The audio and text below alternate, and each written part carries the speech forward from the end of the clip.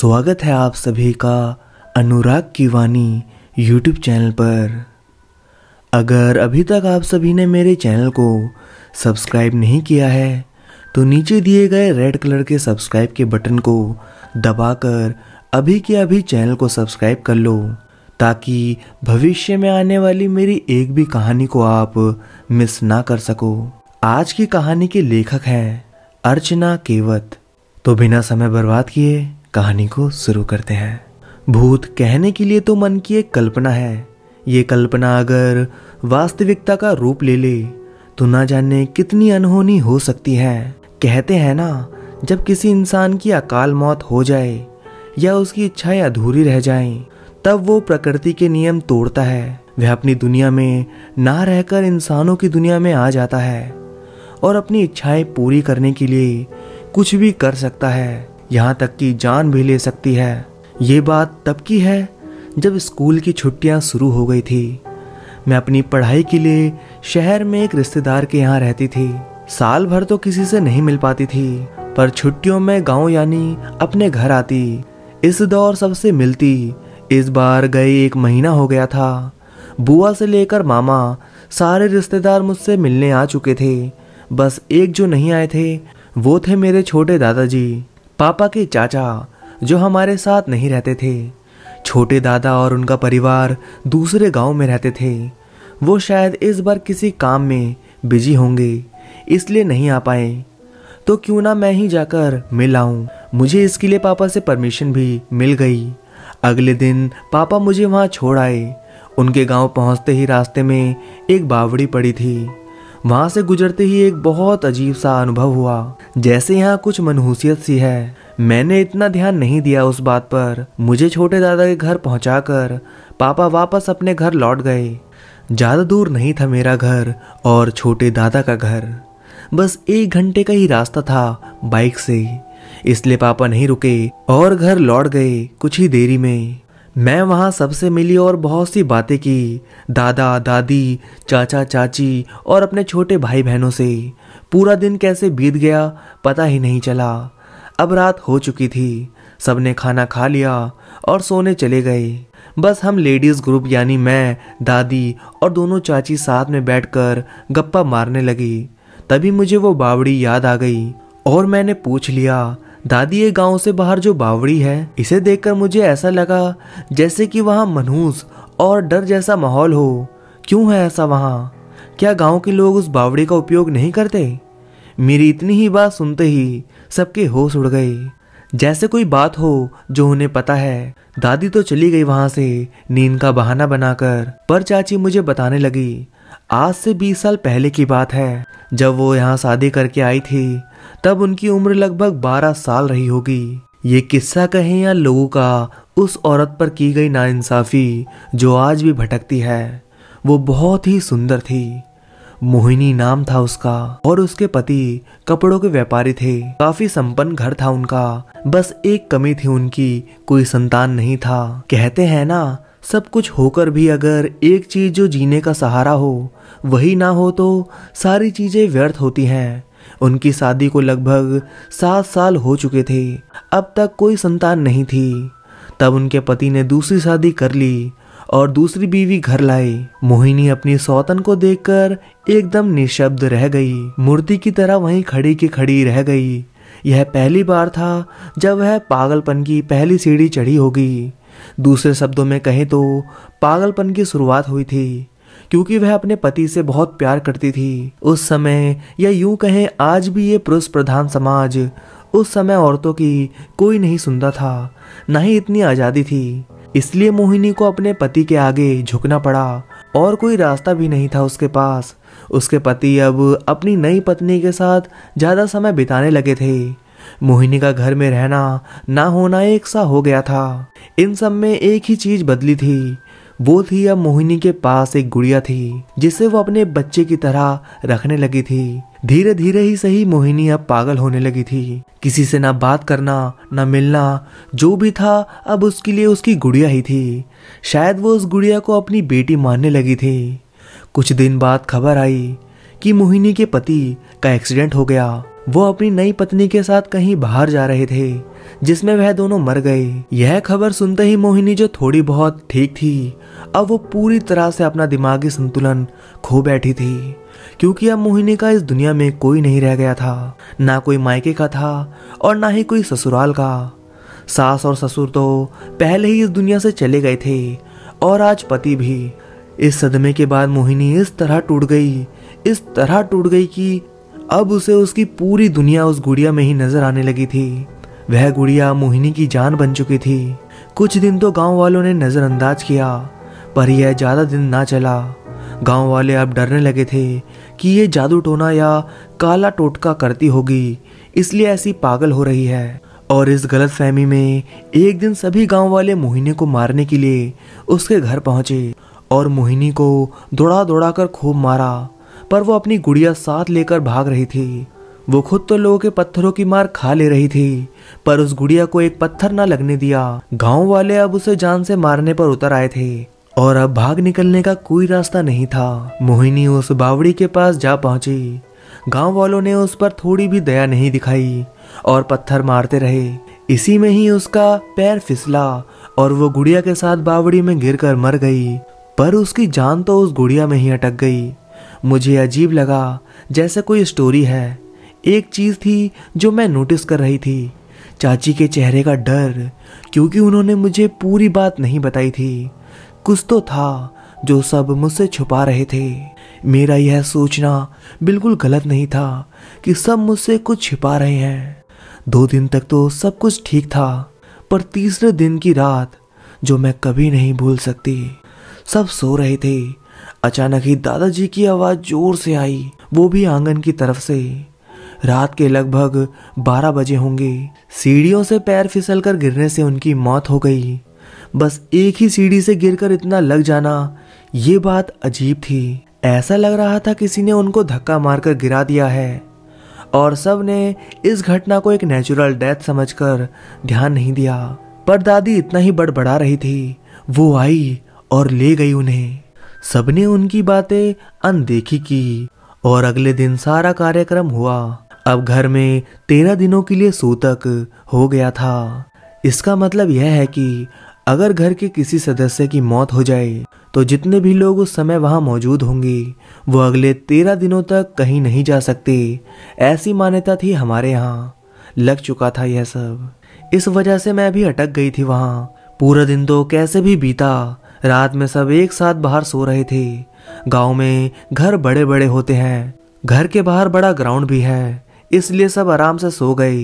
रात 1 बजे के आसपास की बात थी। जोर से चीखने की आवाज आती। हम सब चीख सुनकर उठ गए और छत की तरफ देखने लगे। वहां दादी थी जो अंधेरे में किसी की तरफ जा रही थी।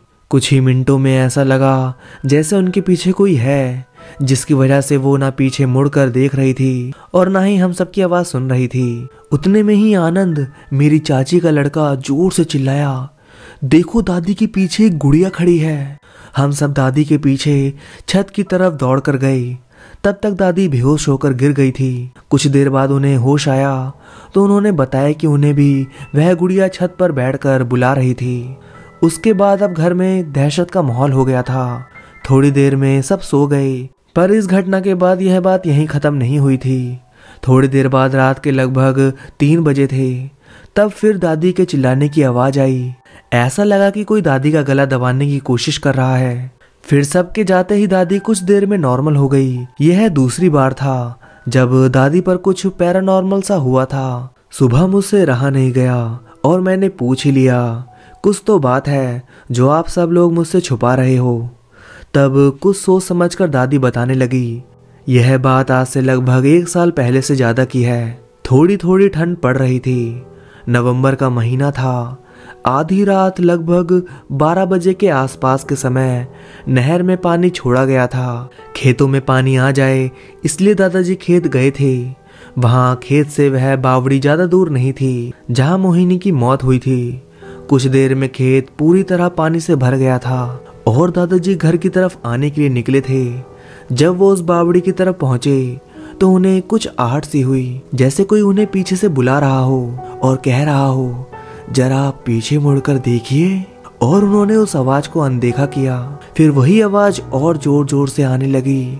हवाएं जोर जोर से बहने लगी। उल्लुओं के रोने की आवाज बढ़ने लगी, आसपास जैसे कोई साया हो। और अब आवाज और जोर से आने लगी। तब दादाजी थोड़ी हिम्मत करके बावड़ी तक पहुंचे और अंदर झांक कर देखने लगे तो मोहिनी अपनी गुड़िया के साथ बैठी थी और जोर जोर से हंसने लगी और बोलने लगी, अब तुम फंस गए, नहीं बचोगे। और फिर एक भयानक आवाज के साथ वह हंसने लगी।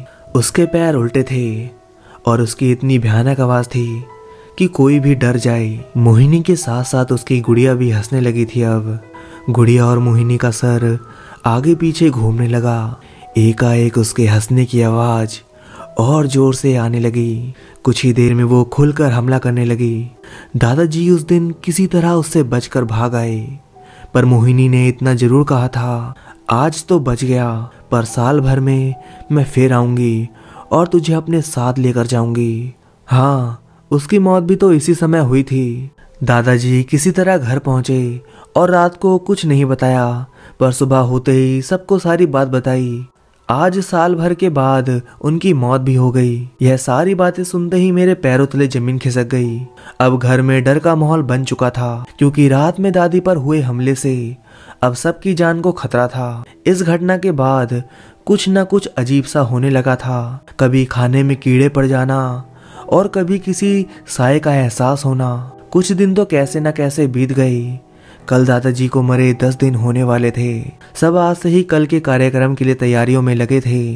कुछ ही देर में अचानक से घर में एक सांप निकला, एकदम काला रंग। उसके रंग और आकार से ही अनुमान लगाया जा रहा था यह कितना जहरीला है। जिसे वह काटे उसका बचना मुश्किल हो जाता। सब परेशान हो गए और वह सांप ऐसे दौड़ता जैसे कि यह हम सबको मारने के लिए ही आया हो। थोड़ी ही देर में वह सांप आंखों के सामने से कहीं गायब हो गया। एक एक करके रात में अब हम सब पर हमले हो रहे थे। फिर अचानक गुड़िया की आवाज आई। वह सीढ़ियों पर बैठी आवाज दे रही थी। देखते ही देखते वो गुड़िया भी हवा में झूलने लगी और हमला करना शुरू कर दिया। इन सब में चाचा ने बहुत हिम्मत दिखाई। किसी तरह बचते हुए वो अपने कमरे में पहुंचे। टेबल पर फोन पड़ा था। तुरंत योगी जी को कॉल करना शुरू कर दिया। बहुत बड़े तपस्वी और साधु जो कल की पूजा करने वाले थे। किस्मत हम सब पर मेहरबानी थी जो उस दिन कमरे में मोबाइल में नेटवर्क मिला था। योगी जी के फोन उठाते ही चाचा ने उन्हें पूरी बात बताई। मैं अभी निकल रहा हूँ तुम्हारे घर आने के लिए। यह बोलकर योगी जी ने फोन रख दिया और जब तक वह पहुंचते नहीं हम सब किसी भी तरह अपने पिताजी के रूम में पहुंच जाएं। यह करने को कहा उन्होंने, क्योंकि उनके आने से पहले अब आपके पिताजी की आत्मा ही आप सबकी रक्षा कर सकती है। चाचू जल्दी से दौड़कर हमारे पास आ गए। कभी गुड़िया से तो कभी सांप से सिलसिला रात भर चला। किसी न किसी तरह हम सबकी रात कटी और सुबह होते ही एक चमत्कार हुआ। सुबह होने से पहले ही योगी जी घर आ गए। उन्होंने घर को मंत्रों से बांध दिया जिससे कोई भूत किसी को हानि ना पहुंचा पाए। अब ना वह गुड़िया दिख रही थी और ना ही मोहिनी। फिर योगी जी ने सारी बात सुनते ही एक पूजा की घर में। फिर उन्होंने एक गुड़िया मंगवाई और उस बावड़ी के पास ले जाकर कोई तो विशिष्ट प्रकार की पूजा और ना जाने कितने ही लगाकर मोहिनी और उस गुड़िया को उस बावड़ी में कैद कर दिया। सबसे अविश्वसनीय बात है जो उन्होंने बताई कि इतने दिनों से दादाजी की आत्मा ही हम सबकी रक्षा कर रही थी। सारे कार्यक्रम होते ही मैं अपने घर लौट आई। तब से मोहिनी किसी को नहीं दिखी, पर लोग आज भी कहते हैं उस बावड़ी से आज भी रोने की आवाज आती है। पर योगी जी की पूजा और बंधन के कारण वो बाहर नहीं आ पाती। फिर भी बहुत से गांव वालों को आज भी रात में आवाज आती है। जरा पीछे मुड़कर देखिए। तो दोस्तों, पहली कहानी यहाँ खत्म होती है और इस कहानी के लेखक हैं अर्चना केवत। अब मैं आप सभी को आज की दूसरी कहानी सुनाने जा रहा हूँ। यह कहानी मैंने अपने चैनल पर पहले भी सुना चुका हूँ, पर जब मैंने यह कहानी डाली थी उस वक्त इस पर इतने व्यूज नहीं आए थे। तो मैं आप सभी से उम्मीद करूंगा कि आप इस कहानी को जरूर सुनिएगा, क्योंकि आपको यह कहानी सुनकर बहुत ही ज़्यादा डर लगने वाला है। तो बिना समय बर्बाद किए आज की दूसरी कहानी सुनते हैं। आज की कहानी के लेखक हैं कासिम अंसारी। तो बिना समय बर्बाद किए कहानी को शुरू करते हैं। साए साए डरावनी आवाज के बीच जंगल में घोड़ा गाड़ी बड़ी तेजी से चली जा रही थी। जिस तरह से घोड़ा गाड़ी बड़ी तेजी से भाग रही थी, मानो यूं लगता था जैसे कि कोचवान उस जगह से बहुत तेजी से निकल जाना चाहता हो। वो दिसंबर महीना था, सर्दी अपनी चरम सीमा पर थी और कोचवान बड़ी तेजी से घोड़ा गाड़ी चला रहा था, बल्कि यूं कहा जाए वह घोड़े को बुरी तरह से दौड़ा रहा था। तभी अचानक कोचवान के सामने एक व्यक्ति बड़ी फुर्ती के साथ सामने आ गया और उसने कोचवान को देखकर कड़कती हुई आवाज में कहा, गाड़ी रोक दो। उस व्यक्ति का यह कहना ही था कि घोड़ा जो अभी बहुत तेजी से दौड़ रहा था अचानक रुक गया। घोड़ा बहुत तेजी से दौड़ रहा था। घोड़े के इस तरह अचानक रुकने से घोड़ा गाड़ी बुरी तरीके से डिसबैलेंस हो गई और कोचवान के हाथ से लगाम छूट गई और कोचवान तांगे से गिर गया और पीछे बैठी हुई एक जवान औरत भी सीट से उछलकर गिर गई। जैसे ही वह औरत गिरी, उसके हलक से एक चीख निकल गई और घोड़ा सरपट दौड़ता हुआ अंधेरे में कहीं गायब हो गया। यह सब कुछ इतना अचानक हुआ कि कोचवान को कुछ समझने का मौका ही नहीं मिला था। चारों तरफ घना अंधेरा था। इस अंधेरे के आलम में सीट के पीछे बैठी हुई वह औरत भी कोचवान को नजर नहीं आई। कोचवान उस औरत को कतई नहीं ढूंढ पाता अगर उसकी कराहें कोचवान के कानों में ना पड़ती। तभी कोचवान के कानों में एक आवाज टकराई, शाहरुख मुझे सहारा दो, कमबख्त मेरे कपड़ों की ऐसी तैसी हो गई है। उस औरत की बात सुनकर शाहरुख उसके पास पहुंच गया, क्योंकि कोचवान का नाम शाहरुख था। लेकिन वह उसके पास पहुंचा ही था कि किसी की परछाई देखकर वो वहीं रुक गया। उसने देखा उस औरत को कोई सहारा देकर उठा रहा था। फिर शाहरुख को अपने कानों में एक आवाज सुनाई दी, मुझे अफसोस है खातून, मेरी वजह से आपको तकलीफ उठानी पड़ी। वो औरत झुंझलाकर उस व्यक्ति से बोली, वैसे आप हैं कौन? मैं यहाँ का नया दरोगा हूँ खातून। वे उसे देखते हुए बोला और मुस्कुराने लगा। अंधेरे में उसके दांत मोतियों की तरह चमक रहे थे। उसकी आंखें भीड़ों की आंखों की तरह चमक रही थी। वह था तो एक मामूली शरीर वाला, लेकिन देखने में बहुत ही ज्यादा आकर्षित था।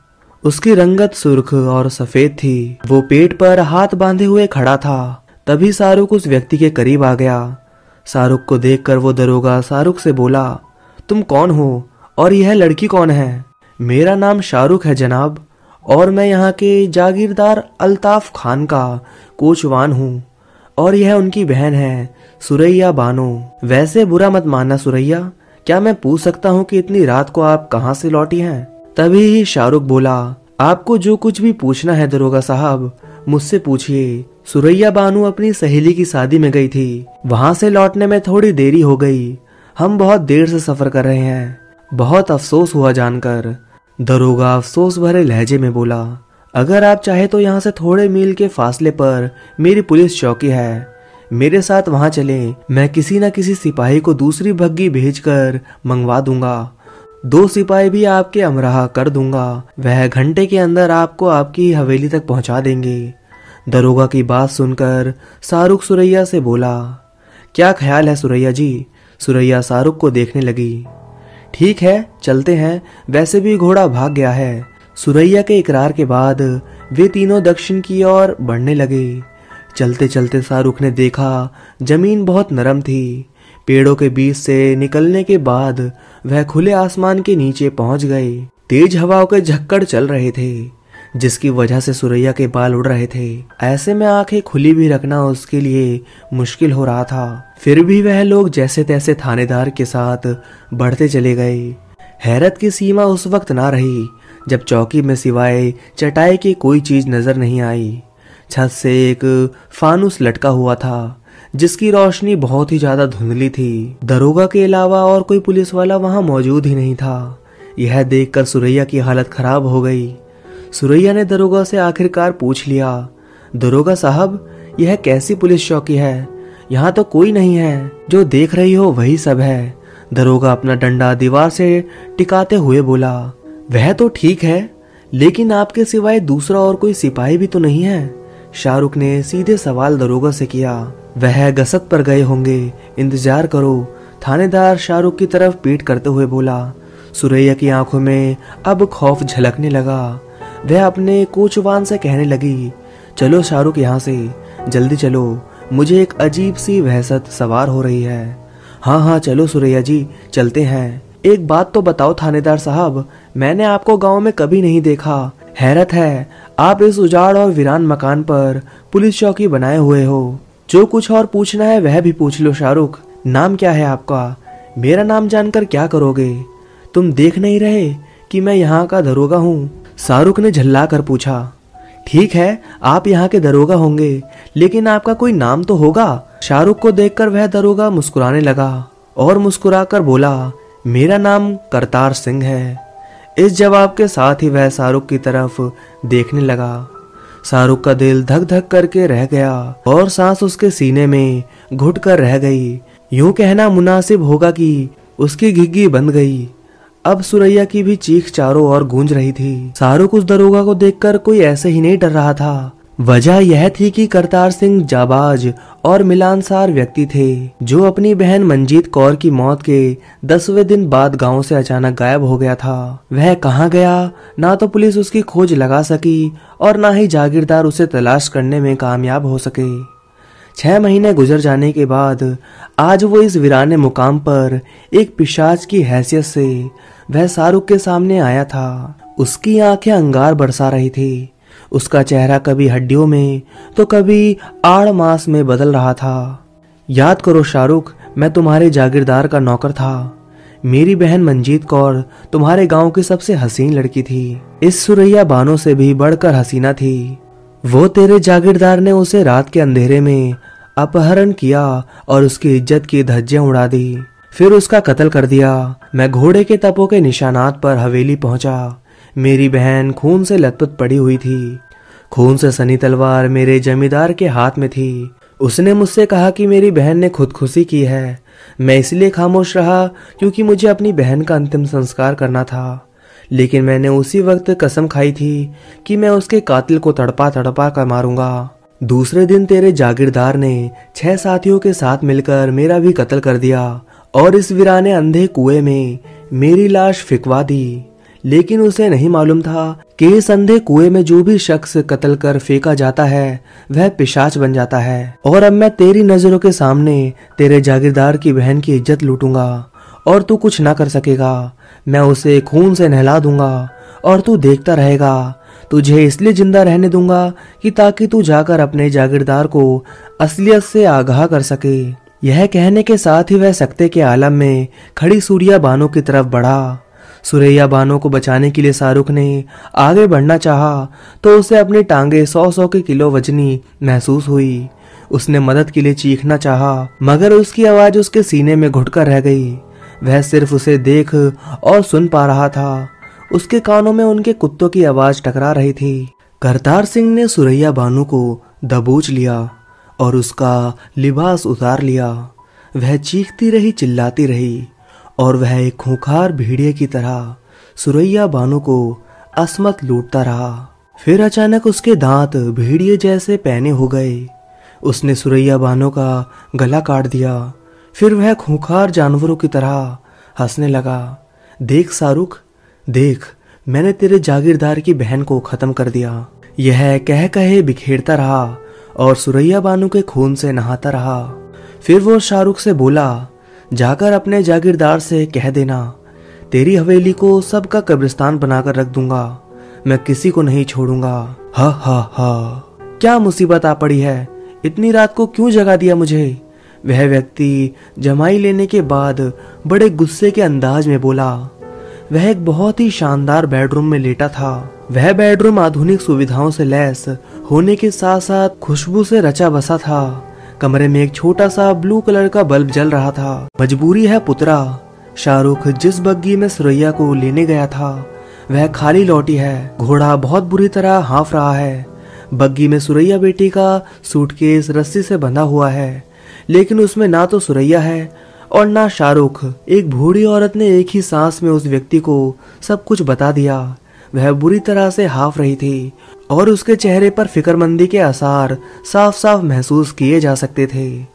नींद से बेदार होने वाले उस नौजवान शख्स ने उस बूढ़ी औरत की बात सुन लेने के बाद अपनी कलाई पर बंधी घड़ी में वक्त देखा और चादर उछालकर वह बेकरारी से उठ खड़ा हुआ। वह नौजवान लंबा चौड़ा और देखने में बहुत ही गोरा था। उसके व्यक्तित्व महिलाओं के लिए खास तौर पर बहुत आकर्षक था। अब उस व्यक्ति ने जल्दी से कपड़े पहने और अपने कमरे से बाहर निकल गया। जैसे ही वह व्यक्ति बाहर निकला, उसने हवेली की तमाम औरतों को जागता हुआ पाया और जब वह अपने सहन में पहुंचा तो हवेली के 8 नौकरों को बग्गी के इर्द गिर्द जमा पाया। उसे देखकर सभी लोग उसे सलाम करने लगे। अस्सलाम वालेकुम अल्ताफ भाई। अल्ताफ ने बड़ी बेचैनी से बग्गी का जायजा लिया। फिर वो तेज आवाज में बोला, घोड़े तैयार करो, हम इसी वक्त सुरैया की तलाश में रवाना होंगे। वह बग्गी में बैठते हुए बोला, और सुनो, एक शख्स रहीम के घर रवाना हो जाए और उसे बुला लाए। वो खोजी है, बहुत जल्दी सुरैया और शाहरुख का पता लगा लेगा। उसके हुक्म की तालीम सिर्फ 10 मिनट में पूरी हो गई। रहीम वहां पर पहुंच गया और उसके साथ बग्गी में बैठ गया। गांव का थानेदार 8 सिपाहियों के साथ 2 जीपों में वहां पर पहुंच गया। 10 घुड़सवार भी बंदूकों से लैस रवानगी के लिए तैयार हो गए थे। रहीम, किस नतीजे पर पहुंचे? अल्ताफ ने रहीम को देखकर कहा। अल्ताफ भाई, सुरैया और शाहरुख बग्गी में सवार थे। लगता है रास्ते में कोई हादसा उन्हें पेश आ गया है। चलो। अल्ताफ खान ने लगाम को झटका दिया और घोड़ा हिना हिना आते हुए हवा से बातें करने लगे। इस तरह कई आदमियों का काफिला सुरैया की तलाश में रवाना हो गया। वह काफी घनी आबादी वाला गांव था। पक्की रोशनी आती लाइट जगमगा रही थी और घोड़ों के तापों और जीपों के इंजन की आवाजों के अलावा सुबह के मुर्गे की बागें भी गूंज रही थी।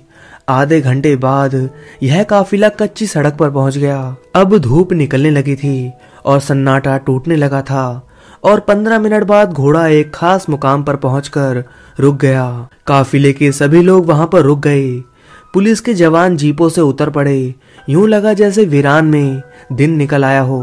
बग्गी से सबसे पहला शख्स रहीम उतरा और जीप से थानेदार उतरा था। थोड़ी सी कोशिश में जनाना और मर्दाना कदमों के निशान मिल गए। क्या बात है रहीम, तुम परेशान लग रहे हो?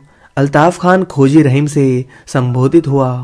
अल्ताफ भाई, मेरा अंदाजा है सुरैया बानू और शाहरुख के अलावा यहाँ कोई तीसरा हस्ती भी मौजूद था।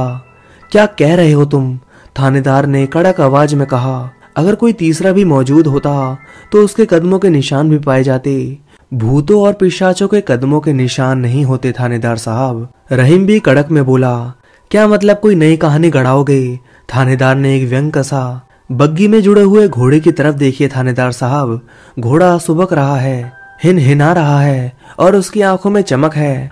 कैसी बच्चे जैसी बातें कर रहे हो? इतनी दूर से घोड़ा सर पर दौड़ कर आया है तो क्या करेगा? और घोड़े भी 45 मिनट से दौड़ रहे हैं। बग्गी वाले घोड़े की तरह क्यों नहीं मचला है और अपने खुरों को जमीन से क्यों नहीं खुरच रहे?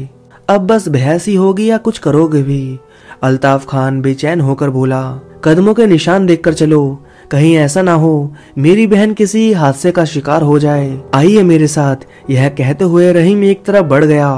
पुलिस की टॉर्च की रोशनी में जमीन पर औरत और आदमी के कदमों के निशान अब साफ साफ दिख रहे थे। 10 मिनट बाद तेज तेज चलते रहने के बाद वे टूटी फूटी रंग बिरंगे पत्थरों से बनी हुई एक कोठरी के करीब पहुंच गए। पोजीशन यह थी कि कोठरी के चारों तरफ से सब हथियारबंद लोगों ने घेर लिया था। यह क्योंकि मैदानी इलाका था इसलिए हवाओं में अच्छी खासी तेजी थी। हवा के दबाव पर मिट्टी के भंवर भी बन रहे थे। पूरा माहौल साए साए कर रहा था। हर ओर से एक मनहूसियत बरस रही थी। ठहरिए थानेदार साहब। थानेदार को टूटे टूटे दरवाजे की तरफ बढ़ते देख रहीम बोला। क्यों, क्या हुआ?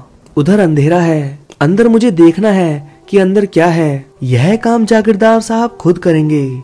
बहुत कुछ सोचने के बाद रहीम ने कहा। आखिरकार क्यों तुम मुझे रोक रहे हो? थानेदार अपने गुस्से को जब्त करते हुए बोला। इज्जत की बात है थानेदार साहब। कदमों के निशान इस रहस्यमय कोठरी पर खत्म हो जाते हैं। आप टॉर्च पकड़ें, आप अंदर का जायजा लें। जुमले का आखिरी हिस्सा उसने अल्ताफ खान को देखते हुए कहा। अल्ताफ खान की अजीब हालत हो गई थी। बाहर कितना तो उजाला हो चुका था कि सब एक दूसरे की शक्ल देख सकते थे। अल्ताफ खान ने थानेदार से टॉर्च ले ली और मायूसी की हालत में अंदर दाखिल हो गया। अंदर पहुंचते ही उसके होठों में से एक भयानक चीख निकल गई। चीख सुनते ही रहीम और थानेदार अंदर भागे भागे आए। टॉर्च की रोशनी में अंदर का मंजर देखते ही उनका जहन बुरी तरह से चकरा कर रह गया। उनके दिलों की धड़कन एक बार को रुक गई। सामने सुरैया का कटा हुआ सर उसके धड़ से अलग पड़ा हुआ था। उसके पूरे जिस्म का गोश्त उखड़ा हुआ था। तमाम जिस्म की हड्डियां साफ साफ झलक रही थी। ऐसा लग रहा था जैसे किसी भेड़िए ने सुरैया के जिस्म को नोच नोच कर खा लिया हो। रहीम को यह सब देखकर इतना खतरनाक चक्कर आया कि वह वहीं पर दीवार के सहारे गिर पड़ा। उसने उजड़ी हुई लाश के अलावा और कुछ देखने की जरूरत ना समझी और लड़खड़ाते कदमों से बाहर की तरफ भागने लगा। क्या हुआ रहीम चाचा? जागीरदार साहब क्यों चिल्लाए? सभी लोगों का यही सवाल था, लेकिन वह हर एक के सवाल को नजरअंदाज करते हुए वो कोठरी की दीवार को पकड़ते पकड़ते पिछली तरफ निकल गए। सामने ही एक बहुत ही पुराना दरवाजा था जो बरसों से कायम था। कुएं पर नजर पड़ते ही उसे अतीत का एक वाकया याद आ गया। इस कुएं पर जिसमें अल्ताफ खान के हुक्म से करतार सिंह की लाश फेंकी गई थी, उसके दिलो दिमाग पर आंधियां चलने लगी, तूफान से उठने लगे। अभी वह अपनी हालत पर काबू भी हासिल नहीं कर सका था कि अचानक की उसने अंधे कुएं से काले धुएं की एक आंधी उठती देखी। अनोखे बदलाव ने उसे गूंगा बना दिया था। वो अपनी नजरों से उसको ताक रहा था। इसी के साथ वो आंधी उसके करीब पहुंचते ही गायब हो गई। अब की जगह बहुत लंबा चौड़ा भेड़िया सुलगती हुई आंखों से उसे देख रहा था। उसकी आंखें अंगारों की तरह थी। उसका मुंह खुला हुआ था और उसकी जुबान बाहर को निकली हुई थी। उसके सफेद दांत साफ साफ दिखाई दे रहे थे, जो कि बहुत ही ज्यादा धारदार थे। यह मंजर देखकर रहीम डर गया कि अचानक उस भेड़िए ने उस पर छलांग लगा दी और उसके गले में अपने दांत गड़ा दिए। रहीम ने उसको अलग करने की बहुत कोशिश की, लेकिन उसकी तमाम कोशिश बेकार साबित हुई। यहाँ तक कि वह पीठ के बल गिर पड़ा और मर गया। दोनों जीप गांव में पहुंच गई। एक जीप में सुरैया बानो की लाश को डाल दिया गया था। उसके उजड़े हुए जिस्म को उसी लिबास में बांट दिया गया था। उसका कटा हुआ सिर भी उसी के पिंजर बने सीने पर रख दिया गया था और दूसरी जीप में बेसुध पड़ा हुआ शाहरुख को डाल दिया गया था। रहीम, रहीम, कहाँ गया रहीम? अल्ताफ खान ने दर्दनाक लहजे में रहीम को पुकारा। उसके चेहरे की तमाम सुर्खी अब गायब हो चुकी थी। जरा सी देर में उसकी तमाम खूबसूरती खत्म हो चुकी थी। धूल और मिट्टी ने उसकी हालत को अजीब बना दिया था। सरकार, रहीम इधर गया था। एक कारिंदे ने कोठरी की तरफ इशारा करते हुए कहा। जाओ उसे बुला लाओ। हौसला रखिए अल्ताफ भाई। थानेदार ने उसके कंधे पर हाथ रखा और बोला, क्या हौसला रखो थानेदार मेरी जवान बहने। इससे आगे अल्ताफ कुछ ना कह सका और उसकी आवाज रुंध गई। मुमकिन है कि वह दहाड़े मार मार कर रोने लगता। जागीरदार साहब, तभी कारिंदे की चीखें गूंजी जिसे रहीम को बुलाने के लिए भेजा गया था। रहीम, रहीम वहां पर मुर्दा पड़ा हुआ है। पहले ही वह सब दीवानों की तरह रो रहे थे। यह खबर सुनते ही वह पागलों की तरह दौड़ पड़े। उधर रहीम का उधड़ा हुआ गला देखकर अल्ताफ का सर घूम गया। उसे बुरी तरह से चक्कर आ गए। वह गिर गया। थानेदार ने फौरन ही आगे बढ़कर उसे संभाल लिया। थानेदार ने जब रहीम की लाश को देखा तो उसके मुंह से सिर्फ एक ही अल्फाज निकला, भेड़िया। इसके साथ ही उसने चारों तरफ नजर दौड़ाई और अपने सिपाहियों से बात किया। पूरे मैदान में फैल जाओ। कांटेदार झाड़ियों, बड़े बड़े पत्थरों और मकई के खेतों की अच्छी तरह से छान मारो। रहीम की जान किसी इंसान ने नहीं बल्कि भेड़िए ने ली है। हुक्म की देर थी कि सारे के सारे सिपाही मैदान के इलाके की तरफ दौड़ गए। तभी वह थानेदार अल्ताफ खान की तरफ आकर बोला, मसला हल होता नजर आ रहा है अल्ताफ भाई। इस इलाके में कोई आदमखोर भेड़िया अपने कदम जमा चुका है। मैंने रहीम की लाश के करीब पड़े खून के भेड़िया के पंजे के निशान देखे, मगर मैं तो कुछ और ही सोच रहा था। थोड़ी देर के लिए मान लिया जाए कि रहीम का कत्ल करने वाला कोई भेड़िया है, तो सवाल यह उठता है कि भेड़िया ने सुरैया को उजाड़ कर रख दिया था और शाहरुख को खरास तक नहीं आई। यह सवाल सुनने के बाद थानेदार खामोशी से अल्ताफ खान को देखने लगा। थोड़ी ही देर बाद सारे जंगल में यह खबर जंगल की आग की तरह फैल गई कि अल्ताफ खान की बहन का कत्ल हो गया है और यह कत्ल किसी इंसान ने नहीं बल्कि किसी पिशाच ने किया है। दोपहर की नमाज के बाद दोनों लाशों को दफना दिया गया और अल्ताफ खान की हवेली में माहौल बहुत ज्यादा गमगीन हो गया था। अल्ताफ खान रोता हुआ अपने कमरे में चला गया और वह रात भर सोता रहा। तभी एक पुलिस वाला अल्ताफ के कमरे में आ गया और वह अल्ताफ खान से मुखातिब होकर बोला, जागीरदार साहब, शाहरुख को पूरी तरह से होश आ गया है। लेकिन डॉक्टर के मुताबिक वह किसी किस्म का बयान देने के काबिल नहीं है। वह सिर्फ आपसे मिलना चाहता है। अल्ताफ ने उसकी बात का कोई जवाब नहीं दिया और ये सीधा अस्पताल की तरफ बढ़ गया। अल्ताफ ने देखा कि अब्दुल की ड्रॉप लगी हुई थी और एक नर्स उसके बेड के करीब बैठी हुई थी। वह इतनी खूबसूरत और आकर्षक थी कि एक नजर देखते ही अल्ताफ के अंदर का जानवर जाग उठा, लेकिन उसने फौरन खुद पर काबू पा लिया। क्या हाल है शाहरुख? वो कुर्सी पर बैठकर बोला। नर्स उसे देखकर पहले से ही कुर्सी खाली कर चुकी थी। शाहरुख ने अल्ताफ की आवाज सुनकर आंखें खोल दी। हौसला रखो शाहरुख। और वो नर्स से संबोधित हुआ। मैं कुछ देर इससे अकेले में बात करना चाहता हूँ।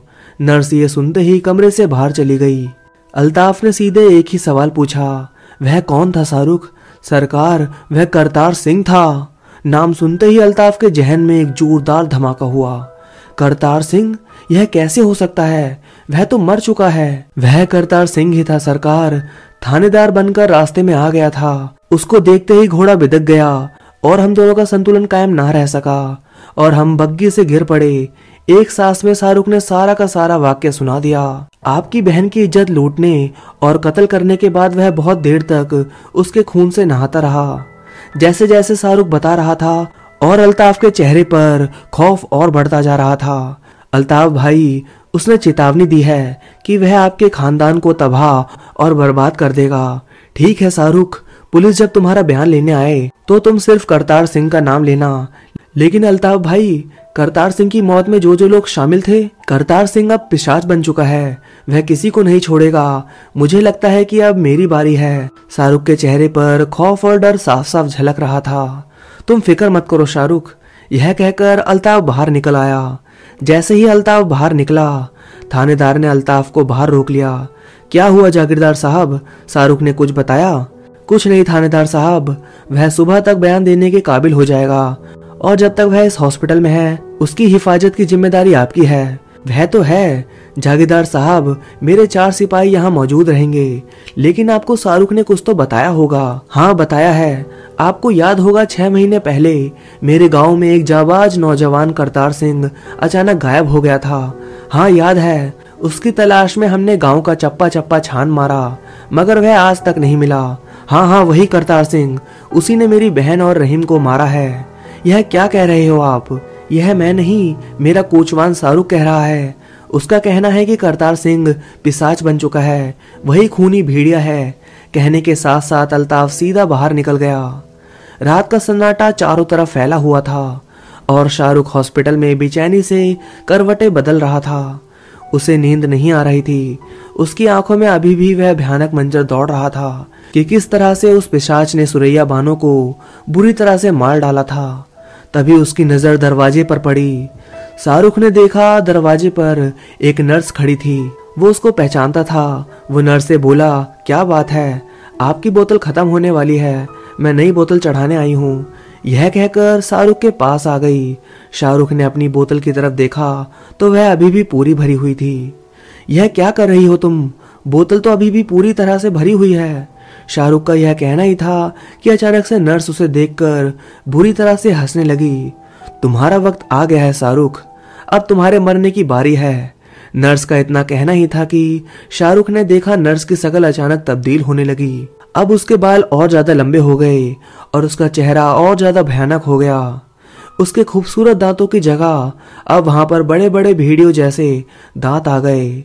शाहरुख इससे पहले कुछ बोल पाता, शाहरुख की आंखों के सामने देखते ही देखते वह नर्स भेड़िया बन चुकी थी और उसने शाहरुख को बुरी तरह से दबोच लिया और मिनटों में चीड़ फाड़ डाला। उसके चीखने की आवाज पूरे हॉस्पिटल में गूंज गई। उसकी आवाज दिल दहला देने वाली थी। उसकी आवाज सुनकर बाहर जो पुलिस वाले और थानेदार जो मौजूद थे वह भागे भागे आए। उन्होंने देखा कि एक भेड़िया शाहरुख को खा रहा था। तभी थानेदार ने उसके ऊपर एक फायर कर दिया और भेड़िया भाग गया। थानेदार ने अपने सभी पुलिस वालों से यह कहा, चलो इस भेड़िया का पीछा करो, देखे शाहरुख जिंदा है कि नहीं। पुलिस वालों ने जब शाहरुख को देखा तो कहने लगे, इसके बदन के तो चिथड़े चिथड़े हो गए हैं साहब। थानेदार पुलिस वालों को देखते हुए बोला, यह मर चुका है। अब इससे पहले वह भेड़िया किसी और को मारे, हमें उसका पीछा करना है। उन सब लोगों ने अपनी जीपें गांव की तरफ दौड़ा दी। वह भेड़िया गांव की तरफ ही गया है। इससे पहले कि वह गांव में किसी और की जान ले, हमें उसे पकड़ना होगा। थानेदार देखा वह भेड़िया जागीरदार की हवेली की तरफ जा रहा था और वह जागीरदार की हवेली की तरफ जाकर अचानक गायब हो गया। अल्ताफ अपनी हवेली के बाहर ही टहल रहा था। वह उन पुलिस वालों को देखकर चौंक गया। क्या हुआ थानेदार साहब? शाहरुख मर चुका है और उसकी जान एक भेड़िया ने ले ली है। मैंने देखा कि वह भेड़िया तुम्हारी हवेली की तरफ भागा है। लेकिन आपने तो कहा था थानेदार साहब कि आपने मेरी हवेली की चारों तरफ पक्का पहरा लगा रखा है। हाँ, वह तो सही है, लेकिन फिर भी हमें तलाशी लेनी होगी, पर आपको हमारा साथ देना होगा। कहीं ऐसा ना हो वह फिर से आपके घर के किसी शख्स की जान ले ले। आप समझे नहीं थानेदार साहब, वह भेड़िया और कोई नहीं बल्कि वह करतार सिंह ही है, जो अब पिशाच बन चुका है। यह कहकर अल्ताफ अपनी हवेली के अंदर की तरफ भागा। अल्ताफ के कानों में एक चीख सुनाई दी। वह चीख किसी और की नहीं बल्कि उसकी दूसरी बहन की थी। अल्ताफ ने जैसे ही दरवाजा खोला, अल्ताफ ने देखा कि उसकी बहन खून से लथपथ मुद्रा में पड़ी हुई थी और भेड़िया उसकी लाश को खा रहा था। अचानक देखते ही देखते भेड़िया उसकी नजरों के सामने करतार सिंह में बदल गया। अब तेरी बारी है जागीरदार, तेरी दोनों बहनों को मैं मार चुका हूँ, अब तू मरेगा। इतने में थानेदार अल्ताफ के करीब आ गया और उसने अपनी पिस्तौल की सारी गोलियां उस भेड़िए के ऊपर खाली कर दी। भेड़िया वहां से जा चुका था। चारों ओर सन्नाटा फैल चुका था और अल्ताफ का डर के मारे बुरा हाल था। थोड़ी ही देर में पूरे गांव में खबर फैल गई कि जागीरदार की दूसरी बहन भी मर गई। उसे किसी और ने नहीं बल्कि उसी पिशाच ने मारा है। दूसरे दिन सारे के सारे खानदान वाले हवेली में जमा थे और वह बुरी तरह से रो रहे थे। तभी उसमें से एक औरत रोते हुए बोली, अल्ताफ, तेरे बुरे कर्मों का नतीजा तेरी बहनों ने भुगता है। ना तू बुरे काम करता और ना आज हमें यह दिन देखने को मिलता। अल्ताफ भी रो रहा था। उसे उसके किए की सजा उसके जुर्म से कहीं ज्यादा मिल चुकी थी। तभी उस भीड़ में से एक नूरानी शख्स निकलकर सामने आए और वह अल्ताफ से कहने लगे, तेरे कर्म ऐसे हैं अल्ताफ कि तेरी मदद करने को जी नहीं चाहता, लेकिन क्या करे, तेरी दोनों बहनें बुरी तरह से मारी जा चुकी हैं। तू अपनी दोनों बहनों को बहुत ज्यादा मोहब्बत करता था, तेरे लिए यही बहुत बड़ी सजा है। फिर उस नूरानी शख्स ने अल्ताफ से पूछा, सारे के सारे हालात बताओ। अल्ताफ ने एक एक करके सारे हालात बता दिए। फिर वह नूरानी शख्स ने थानेदार से कहा, अच्छा खासा बहुत सारा पेट्रोल मंगवाओ, हमें अभी एक कुएं की तरफ चलना है। थोड़ी ही देर बाद सारा गांव उस कुएं की तरफ इकट्ठा था और अल्ताफ नजरें झुकाए हुए खड़ा था। फिर उस नूरानी शख्स ने कहा, कुएं में पेट्रोल छिड़क दो। थानेदार ने उस कुएं के अंदर और उस कुएं के चारों तरफ पेट्रोल छिड़क दिया। फिर उन्होंने एक शख्स से कहा कि इस कुएं में आग लगा दो। जैसे ही उस कुएं में आग लगाई गई, चीखों की आवाज सारी फिजा में बुलंद हो गई। सभी गांव वालों ने देखा कि गांव के अंदर से धुआं निकला और वह धुआं एक जीता जागता हाड़ मांस में तब्दील हो गया।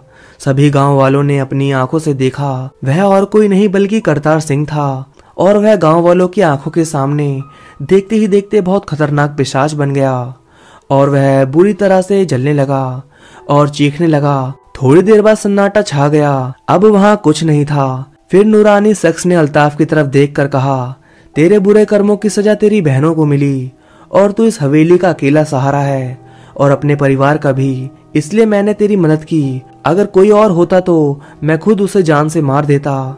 मैं सब सच्चाई जानता हूँ कि तू किस कदर गुनाहों में मुब्तला है, मगर अल्लाह बहुत बड़ा है, बड़े बड़े गुनाहों को माफ कर देता है। सच्चे दिल से अल्लाह से माफी मांग, हो सकता है अल्लाह तेरे गुनाहों को माफ कर दे। तो दोस्तों, कहानी बस यहीं तक थी। आपको इस कहानी से क्या सीख मिलती है कमेंट करके जरूर बताइए और कहानी अच्छी लगी हो तो इस वीडियो को लाइक करिए और हमारे चैनल को सब्सक्राइब करिए। तो मैं आप सभी से मिलता हूँ कल रात 8 बजे। तब तक के लिए धन्यवाद दोस्तों।